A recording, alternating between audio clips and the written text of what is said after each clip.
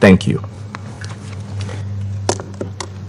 Je remercie le représentant du Kenya de ses déclarations et je donne à présent la parole à la représentante du Mexique.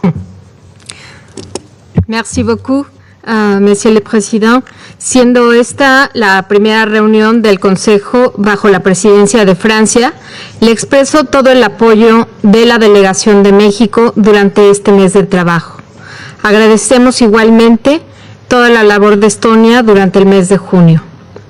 México agradece igualmente a la Presidencia por haber organizado la sesión de esta tarde y las presentaciones de la Subsecretaria General Di Carlo y del Subsecretario Interino Raja Singham, así como darle la bienvenida al Ministro de Estado, Lord Ahmad of Wimbledon, Ministro de Estado para el Sur de Asia y la Mancomunidad, así como al representante permanente de Etiopía.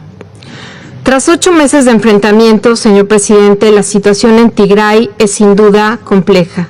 Las consecuencias humanitarias son motivo de gran preocupación. El conflicto ha dejado, ya se ha escuchado aquí, miles de muertos, desplazando a millones, obligado a cientos de miles a huir, algunos de ellos hacia Sudán, incrementando las presiones en un país que atraviesa por una delicada fase de transición.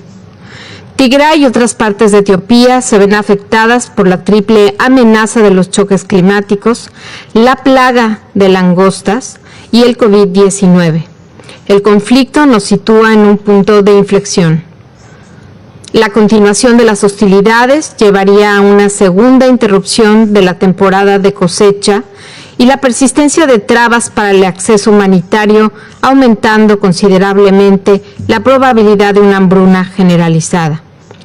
La debilitada infraestructura de hospitales corre el riesgo de colapsar, aumentando el peligro de propagación de enfermedades transmisibles y prevenibles.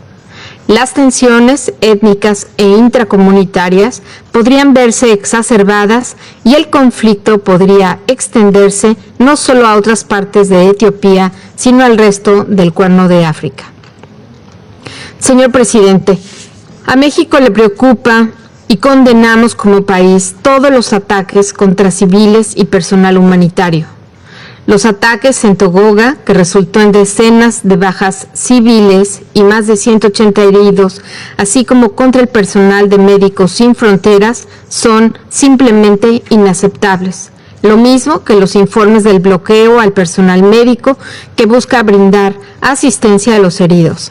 Seamos claros y directos. Esto representa una inadmisible violación al derecho internacional humanitario. Así de sencillo. Tomando en cuenta las múltiples necesidades en el terreno, es particularmente indignante que aquellos que tienen el papel de ayudar a la población sean precisamente el blanco de agresiones, incluyendo el ingreso a las oficinas y confiscación de equipos de telecomunicaciones de las agencias de Naciones Unidas. Por ello es fundamental que exista una rendición de cuentas por lo sucedido en el contexto del conflicto y en especial por los múltiples alegatos de violaciones del derecho internacional humanitario y de los derechos humanos. Una investigación urgente, imparcial e independiente es crucial para esclarecer los hechos y la impartición de justicia. Señor presidente, México acoge con beneplácito el anuncio del 28 de junio del gobierno de Etiopía sobre un cese el fuego humanitario en Tigray e insta a todas las demás partes en el conflicto a cesar cualquier tipo de hostilidad, asegurar el acceso humanitario irrestricto sin importar origen étnico o afiliaciones políticas, abstenerse de obstruir o dañar infraestructura crítica como servicios de comunicación, puentes y caminos que tenga como consecuencia el aislamiento de la zona y socavar los movimientos de suministros. México, mi país, llama al retiro de las fuerzas eritreas de Etiopía. Las partes en conflicto, señor presidente, deben pensar en las consecuencias de sus acciones durante los últimos meses y reconocer que no existe una solución militar. México llama a todas las partes a buscar una solución mediante el diálogo incluyente con miras a comenzar con el proceso de reconciliación nacional y de reconstrucción. Finalmente, resulta indispensable asegurar el continuo involucramiento y la mediación regional y subregional, así como el apoyo del Consejo de Seguridad a todas las acciones encaminadas al diálogo político. Muchas gracias, señor presidente. Je remercie la représentante du Mexique de sa déclaration et je donne à présent la parole au représentant de la Chine.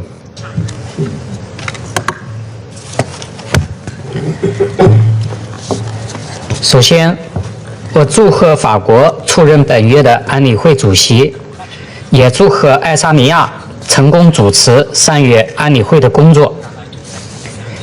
我感谢迪卡洛夫秘书长和拉贾辛格代理副秘书长的通报，欢迎埃塞常驻代表阿莫德大使出席本次会议。埃塞俄比亚是非洲之角的稳定锚，对地区和平安全具有重要影响。维护埃塞和平稳定是埃塞全体民众的共同心声，也是非洲国家和国际社会的共同期待。中方一直高度关注提格雷地区局势。埃塞政府日前宣布在提州单方面停火，以保障当地农耕和人道主义救援工作正常开展。中方对此表示欢迎。我们希望提格雷地区实现全面停火，支持有关各方通过政治对话解决分歧，让包括提格雷州民众在内的全体埃塞民众享有和平稳定，实现发展繁荣。中方支持非盟继续发挥建设性作用，欢迎非盟委员会主席法基向埃塞提供帮助。一段时间以来，埃塞政府积极应对提州人道需求，向受困民众提供救助，恢复当地生产生活，全面放开人道准入，取得良好效果。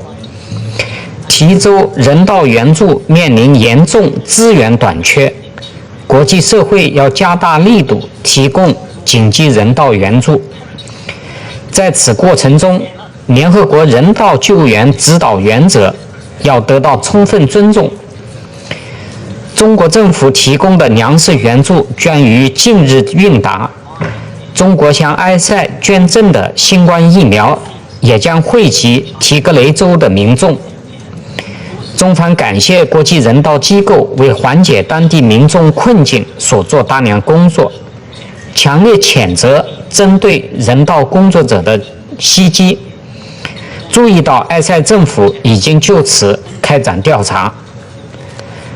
埃塞维护和平发展仍面临不少挑战，中方已密切关注提州局势发展，但提州问题总体上是埃塞内部事务，相信埃塞人民有智慧、有能力处理好。国际社会提供帮助，必须充分尊重埃塞的主权和主导权，目的是共同帮助埃塞渡过难关，维护埃塞和地区的和平稳定。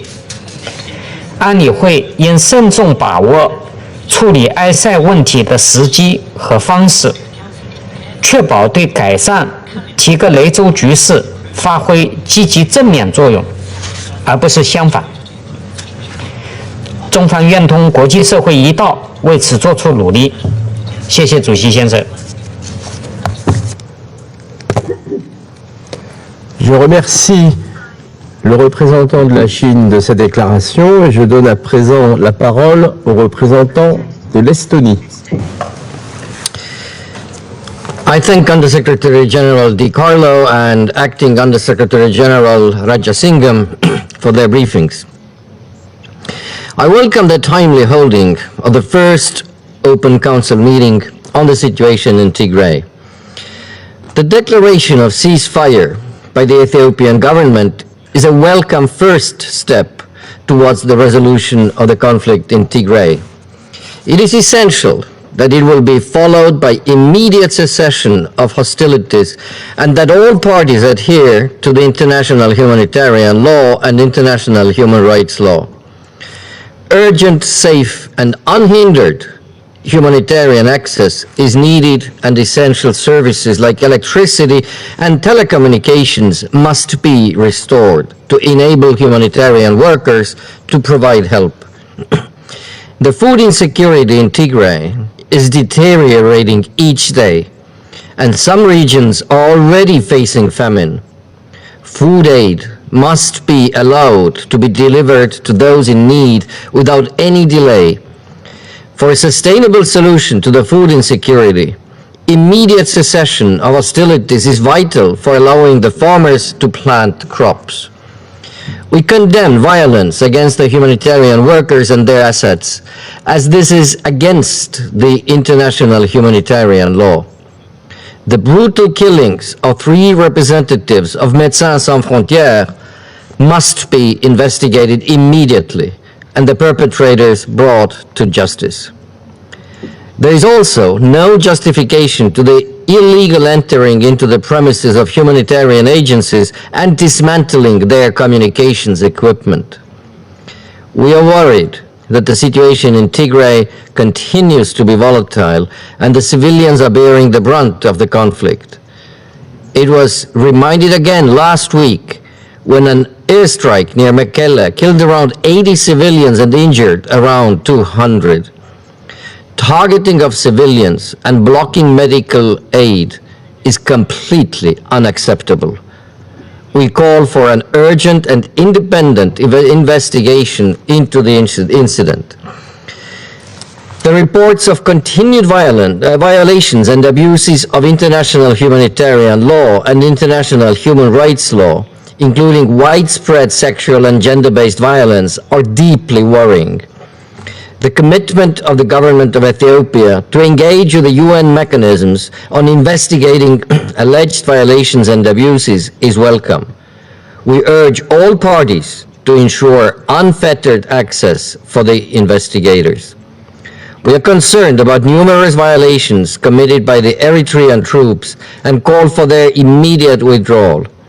The clearly destabilizing role of Eritrean troops, including by obstructing humanitarian aid, has been widely reported.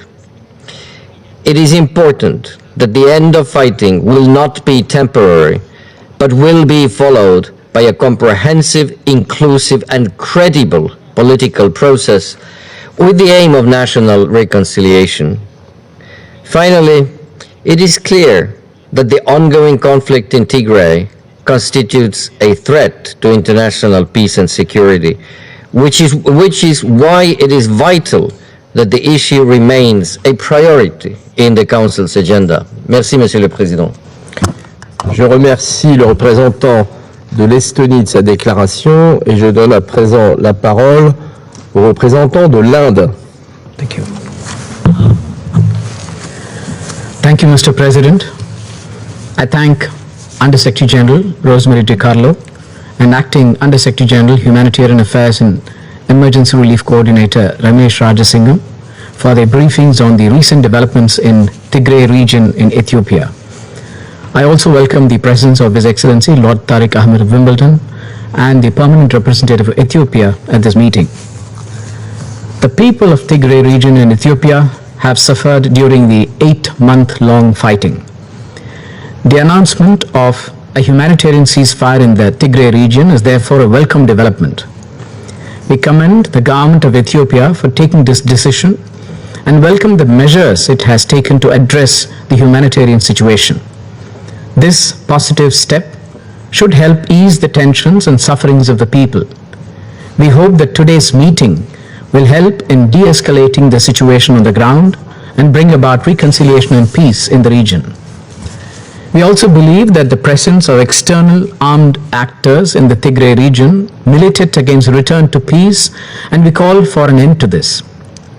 It is important that all stakeholders respect the ceasefire, allow humanitarian aid to reach all those in need, and allow for regular farming activities to take place. This ceasefire period must be used for scaling up humanitarian aid immediately, which must reach those areas where access has been difficult due to the violence. We continue to urge all humanitarian agencies and the authorities to scale up and coordinate to bridge the gaps on the ground, especially since there has been a cumulative set of factors which has made this situation worse. We appreciate the fact that the Ethiopian authorities have not only been providing humanitarian assistance, but have also granted humanitarian access to a majority of areas under stress and encourage it to continue on that path. We also underscored the importance of adhering to the UN guiding principles of humanitarian assistance, and we also called for protecting all humanitarian workers. India calls for restraint and engagement by all stakeholders in a spirit of dialogue and reconciliation.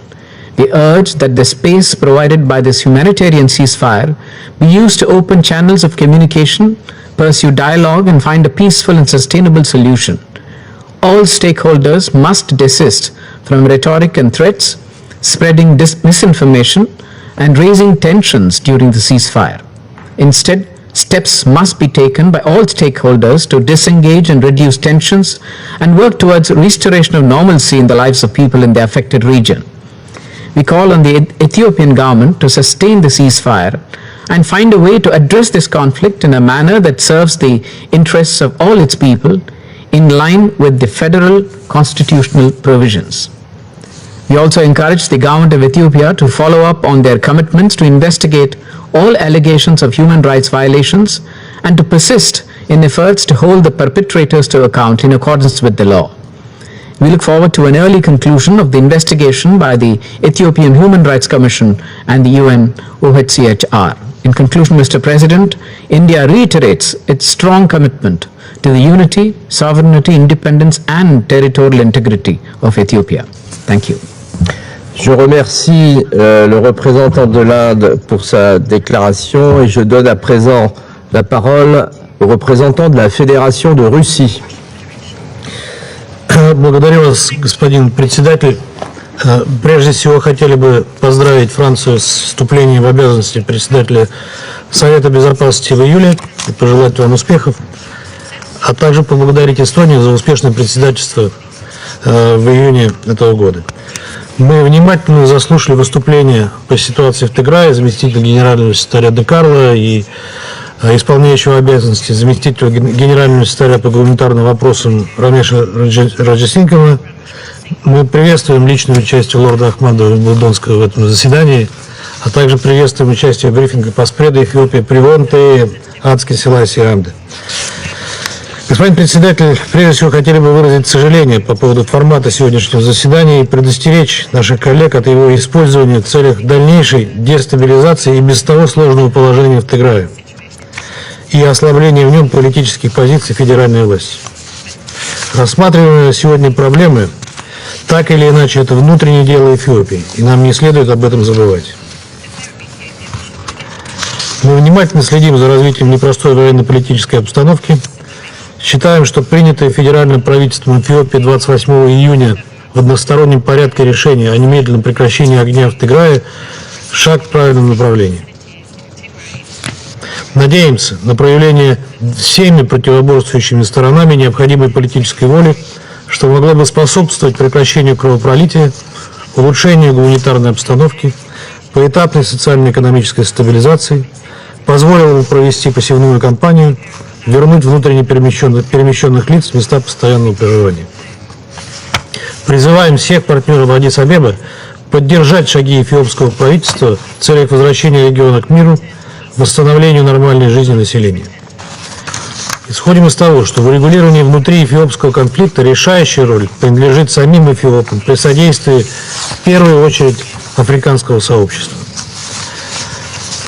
Новое развитие событий в регионе не должно отвлекать от разрешения сохраняющихся серьезных социально-экономических проблем в Тиграе. В последние месяцы правительство ФДР внесло внушительный вклад в восстановление разрушенной инфраструктуры и удовлетворение гуманитарных потребностей в регионе. По имеющимся данным, затраты на эти цели превысили $2,5 миллиарда. Призываем УКГВ и присутствующие в регионе гуманитарные агентства продолжать сопровождение этих усилий в полном соответствии с резолюцией Генассамблеи 46-182 и при неукоснительном соблюдении руководящих принципов оказания гуманитарной помощи. Ожидаем от гуманитарного сообщества выработки объективной картины гуманитарной обстановки и определения реальных потребностей населения региона. Знаем о том, что группа западных стран внесла на рассмотрение 47-й сессии Совета ООН по правам человека в Женеве проект резолюции по ситуации с правами человека в Тиграе, который, как нам представляется, грешит обвинительным уклоном в отношении руководства ФДР. Разделяя озабоченность наличием правочеловеческих проблем, вызванных конфликтом в Тиграе, считаем, что целью принятия такого документа должно служить не желание обвинять и наказывать, а стремление помогать, преодолевать и предотвращать попрание прав человека, какой бы стороной они ни совершались. В заключение хотели бы подтвердить готовность Российской Федерации продолжать способствовать нормализации положения в Тиграе. Считаем неприемлемой политизацию этой проблемы. Ситуация в Тиграе должна оставаться внутренним делом Эфиопии, а вмешательство Совета Безопасности в ее разрешение полагаем контрпродуктивным. Благодарю вас. Je remercie le représentant de la Fédération de Russie pour sa déclaration et je donne à présent la parole au représentant du Vietnam.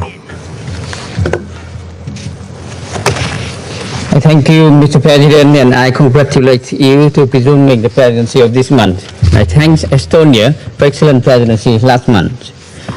I would like to thank USG Rosemary DiCarlo and acting USG Rosemary Rasingham for their insightful briefing. I welcome Minister of State of the United Kingdom and Ambassador and Permanent Representative of Ethiopia to our meeting today. Mr. President, the situation in the Tigray region of Ethiopia over the last month has witnessed complicated development. It has resulted in multifaceted hardship for millions of people, which are concerns of international community, including those expressed by the Secretary General about the alarming level of violence and killings against civilians, including women, children, and humanitarian workers, as well as destruction of infrastructures indispensable to civilian population in Tigray. These acts of violence are totally unacceptable and run counter to international humanitarian law. We call for immediate cessation of hostility, upholding responsibility under international humanitarian law, and ensuring the protection of civilians, especially women and children, with a view to so addressing the mounting difficulties that the people have to face after months of hostility. Mr. President, the ongoing humanitarian situation in Tigray is of much concern. We welcome the effort by the government of Ethiopia in order to help alleviate the above-mentioned difficulties. The conflict is resulting in other systemic issues that may lead to further deterioration, especially the high risk of famine. Children are suffer the most.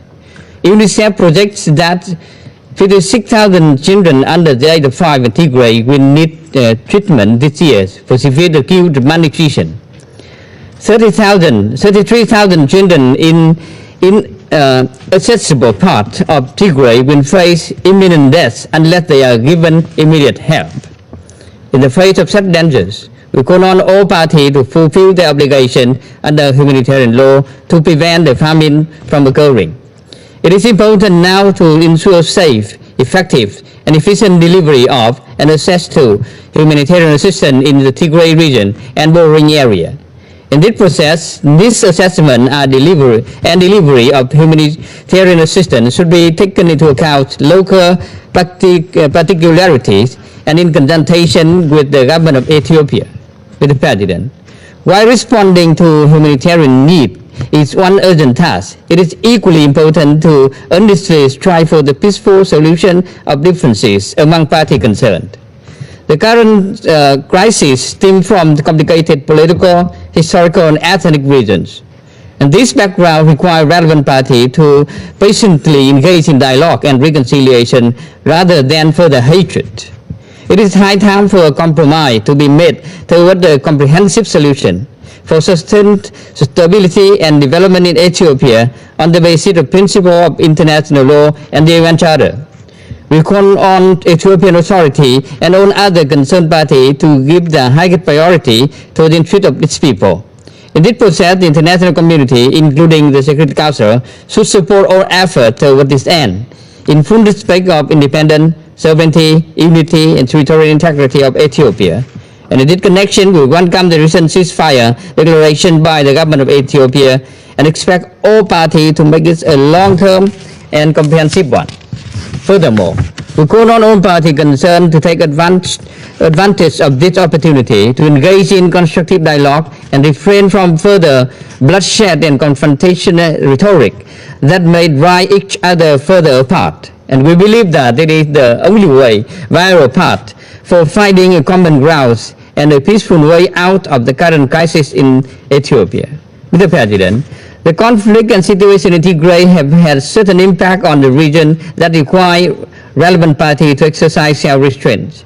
And under these circumstances, the principle of non-interference in international affairs of state and settlement dispute by peaceful means should always be upheld. And in this connection, we support the constructive engagement of neighboring countries and international organizations, especially AU and IGAD, in supporting the party concerned to promote dialogue, build trust, and provide humanitarian assistance for Ethiopia so as to help its people return to normal life. The efforts so far by various humanitarian agencies, including those of the UN, are highly commendable. We call on international community to continue to support the Ethiopian people in their pursuits for peace, reconciliation, and reconstruction of their countries. I thank you, Mr. President. Je remercie le représentant du Vietnam de ces déclarations et je donne à présent la parole à la représentante de la Norvège. Thank you, President, and thank you to the briefers. 8 months of armed conflict in Tigray, the situation remains critical and highly unpredictable. Humanitarian needs are overwhelming. Up to 900,000 people are likely suffering from near famine conditions, with millions more at risk. Critical aid is being blocked and humanitarians are prevented from saving lives. The current situation is extremely fluid and information is difficult to obtain. President, in my intervention today, I would like to address 4 key points. First, we reiterate and emphasize our call for unrestricted and unconditional humanitarian access into and within all parts of Tigray. We welcome the federal government's declaration of a unilateral ceasefire on humanitarian grounds and call on all parties to move towards a permanent ceasefire. However, despite this positive step, we have received credible reports from several border crossings that humanitarian actors are still being denied access. Let me be clear. The primary responsibility of the protection of citizens rests with the state. The central government of Ethiopia must ensure humanitarian access into Tigray. Humanitarian actors must immediately be allowed to cross the front lines with personnel and supplies. And the restoration of basic infrastructure, electricity, banking, telecommunication, access to fuel and internet are all critical to scale up the humanitarian response. All parties must also comply with their obligations under international humanitarian law. They must respect the protected status of aid workers and civilians and refrain from unacceptable destruction or removal of objects that are indispensable to the survival of the population. Second, impunity cannot be tolerated. We condemn in the strongest term the reported killings of civilians and the widespread and systematic acts of sexual and gender-based violence. All violations and abuses of human rights and violations of international humanitarian law should be documented and verified with a view to future investigation and prosecution of those responsible. Accountability for crimes and gross violations, including individual accountability under criminal law, must be ensured. This will be key to reinstate public trust in justice and security institutions and lay the foundation for reconciliation and sustainable peace. In this respect, we welcome the joint investigation by OHCHR and the Ethiopian Human Rights Commission, as well as the African Commission on Human and People's Rights Independent Commission of Inquiry into alleged atrocities in Tigray. We expect that all findings will be used to ensure accountability.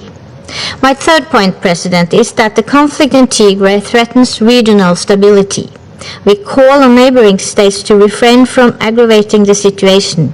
The continued presence of Eritrean troops in Tigray is a threat to regional peace and security and must end. We call for their immediate withdrawal.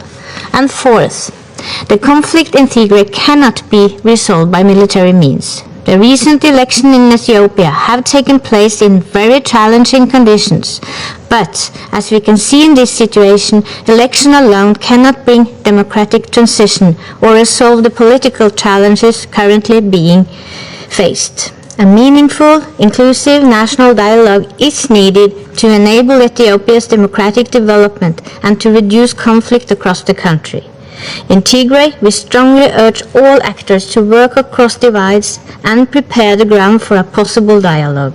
A political solution is the only way to a sustainable peace in Tigray and Ethiopia as a whole. Thank you. Je remercie la représentante de la Norvège de sa déclaration. Je vais maintenant prononcer une déclaration en ma qualité de représentant de la France. Je remercie Mme Di Carlo et M. Rajasingham pour leurs interventions. J'insisterai sur 4 points. Après 8 mois de conflit, la reprise de Mekele par les forces tigréennes démontre qu'il n'y aura pas de solution militaire à cette crise. L'annonce d'un cessez-le-feu pourrait être un développement majeur s'il est rapidement consolidé. Nous appelons l'ensemble des parties à faire preuve de responsabilité en exprimant sans délai leur engagement à cesser définitivement les hostilités ainsi que toute forme de violence contre les populations. Les forces érythréennes doivent quitter immédiatement le territoire éthiopien, conformément à la demande formulée par les autorités éthiopiennes en mars dernier. Nous prenons note des informations relatives au redéploiement de ces forces vers la frontière qui doit être rapidement vérifiée. Deuxièmement, l'urgence est de permettre l'accès humanitaire. Alors que la situation au Tigré est chaque jour plus alarmante, il est essentiel de répondre aux immenses besoins et de rétablir l'électricité, les communications et les services bancaires. Nous appelons à lever toutes les entraves, notamment par la réouverture de l'aéroport de Mekele, l'octroi de visas de longue durée aux personnels humanitaires et l'autorisation de moyens de communication par satellite. Les infrastructures vitales pour l'acheminement de l'aide doivent être préservées. La France renouvelle sa condamnation des attaques meurtrières qui ont frappé des équipes de Médecins sans frontières. Au moins 12 personnels ont perdu la vie depuis le début du conflit. Ces crimes ne doivent pas rester impunis. La protection des personnels humanitaires et médicaux est une obligation qui s'impose à toutes les parties. La préservation de l'unité et de l'intégrité territoriale de l'Éthiopie est une priorité. C'est mon troisième point. Le lancement d'un dialogue national incluant des représentants de tous les partis et de toutes les régions doit y contribuer. Nous appelons l'ensemble des forces politiques et militaires en Éthiopie à s'abstenir de toute action susceptible d'ajouter à l'instabilité. La réconciliation passe aussi par la lutte contre l'impunité. Il est impératif que puisse se poursuivre l'enquête sur les graves violations des droits de l'homme commises au Tigré, menée conjointement par le Haut-Commissariat aux droits de l'homme et la Commission éthiopienne des droits de l'homme. Il importe que des procédures judiciaires crédibles soient menées en toute transparence. Enfin, la France est préoccupée par l'impact de la crise sur la stabilité régionale. Nous appelons les pays de la région à résoudre leurs différends par le dialogue et à répondre de manière constructive aux efforts de médiation de l'Union africaine. Je vous remercie. Je reprends mes fonctions de président du Conseil et je donne à présent la parole au représentant de l'Éthiopie.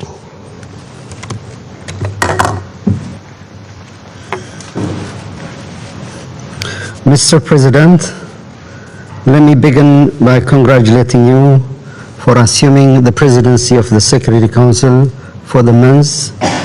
I assure you of my delegation's full support. Mr. President, my country, Ethiopia, is undergoing a significant transformation that requires delicate and context-driven handling of its domestic affairs.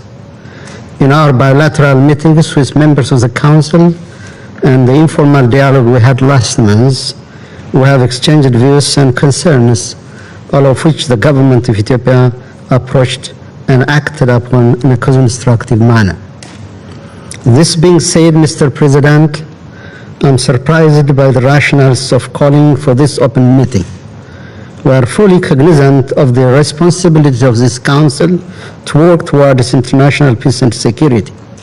The very first requisite for this onerous responsibility is to encourage dialogue and prevent escalation through constructive engagement and reinforcement of achievements. This meeting is called at a time when the government of Ethiopia took bold measures and political decisions to meet the needs and well-being of its people affected by the law enforcement operation in Tigray. This measure should have encouraged our friends to give support and de-escalate the unhelpful pressure. Equally, we wish to express our appreciation to all of you for recognizing our resolve for peace behind this difficult initiative we have taken. Mr. President, since the Council held the informal interactive dialogue on the humanitarian situation in Ethiopia, there are critical developments that deserve your recognition and constructive outlook. On 28 June 2021, the government of Ethiopia decided to cease the active military engagement of the Ethiopian National Defense Forces in the Tigray region. This decision for humanitarian ceasefire was reached after a concerted deliberation with various stakeholders and partners. We hope that this magnanimous and far-sighted decision will not be wasted by the irresponsible conduct of the TPLF group, which the government of Ethiopia opted to tolerate for the sake of the people of Tigray and to elevate the humanitarian situation in the region. The decision to cease military operation is hoped to create a conducive environment for humanitarian operation in Tigray. It will also pave the way for an inclusive national dialogue.